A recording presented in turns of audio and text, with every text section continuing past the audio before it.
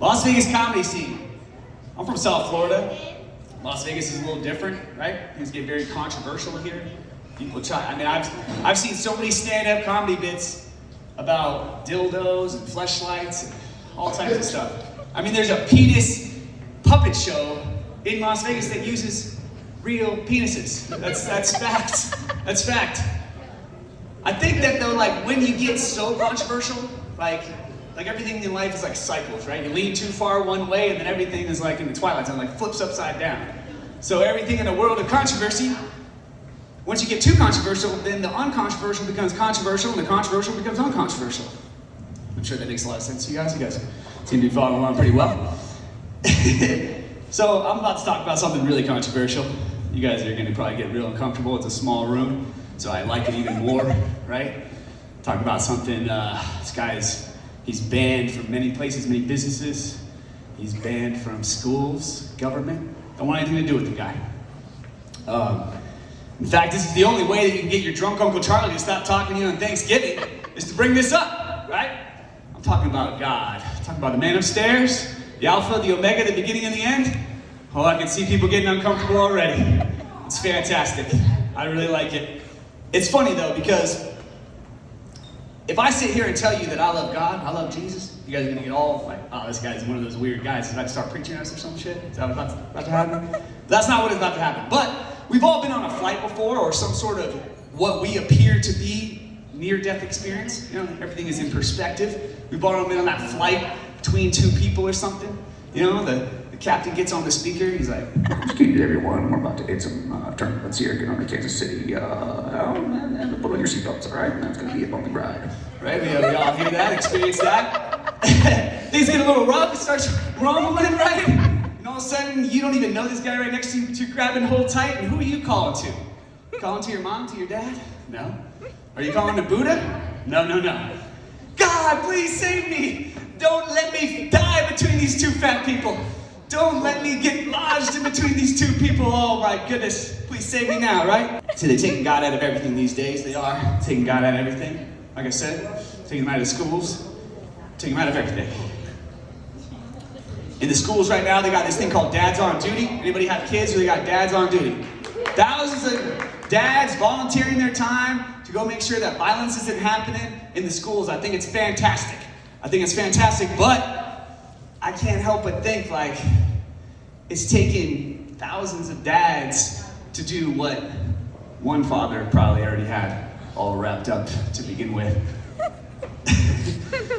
But that's not always true though. That's not always true. So don't, I know I can feel people getting a little bit upset about that. Don't worry though, it's not always true. I'm Irish Catholic actually. I don't know if you can tell, I'm very Irish. I went to Catholic high school in fact. So Catholic high school is a little weird. Got into a lot of trouble when I was a kid. I don't know if you can tell, but anyway, so I moved to Florida once upon a time, and I'm in Catholic Mass, and I don't know if you guys experienced Catholic Mass before, but you get communion, and so the bishop, the archdiocese, the bishop of Palm Beach County was at my high school, and he was giving communion. That was like Tuesday. Fast forward to about Friday, and all of a sudden he was hosting this press conference talking about how he had molested children and he had diddled these kids. It took me by surprise. I was like, man, I just saw this guy. I touched his hand. Where I had no idea where it had been. Gets very offensive, right? Catholic Church is they're probably the biggest, most powerful church in the world. Have a lot of money, have a lot of power. They make a lot of rules, right? Catholic Church is religiousized God. Jesus, I don't know if you guys read about Jesus or know about Jesus, but he was chilling with the lowest of the low. He's like, prostitutes, how you doing? Tax guy, what's up? He's always chilling with everybody. The Catholic Church, they done screwed it up, right? I'll give you a prime example of how they screwed it up and why they screwed it up and how you can see that they did screw it up. Gay marriage, for instance. Gay marriage. Catholic Church says, no gay marriage. You can't do it. I'm not going to allow you to do it. All right, so I don't know how long it took, but you guys heard about the Washington Post. You guys seen the movie The Spotlight? Knowing that the news has broken about Catholic priests. 17,000, in fact, claims of Catholic priests molesting little kids. $4 billion of payouts. That's a lot of money, right? That's tremendous. I don't know, that sounds like ironic, divine intervention. That sounds like God's being like, because I don't know if you know, these priests, they weren't straight priests. These priests were engaging in homosexual activity. So it's like, it's kind of like God being like, I wasn't cool with that. Like trying to pay it back a little bit. Speaking of divine intervention, I believe in miracles. I do believe in miracles. I don't know if you guys believe in miracles at all. I do. I've seen it every day. When I was a little kid, I don't know if you guys saw, but I'm Irish, and so I got into a bunch of trouble when I was a little kid, tons of trouble. My mom used to call me Murphy's Law. It was like kind of a play on Irishness, but she'd be like, you're like Murphy's Law. Because anything that can go wrong will go wrong with you. She would tell me, she's like, I don't know if you just get caught every single time you do something or you're just that stupid. And I'm just like, let's go with the first one. I get caught every single time. So like I said, I went to multiple boarding schools all the time, and I moved to South Florida when I was a kid. And most people move to South Florida to die. Some move there to cry. But I moved there, and in every young man's life, there's a rite of passage that he goes through where he has to get into a physical altercation. That's a fight, Someone gets into a fight. Have you guys ever been to a fight before? High school fight?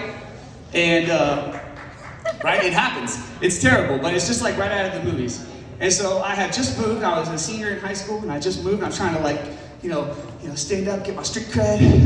I don't want people to think I'm one way or the other. But I was from South Carolina, so to me, like when people challenge you for a fight, you just kind of show up and you pump up your chest. You're like, you won't do it. Like, you won't do it.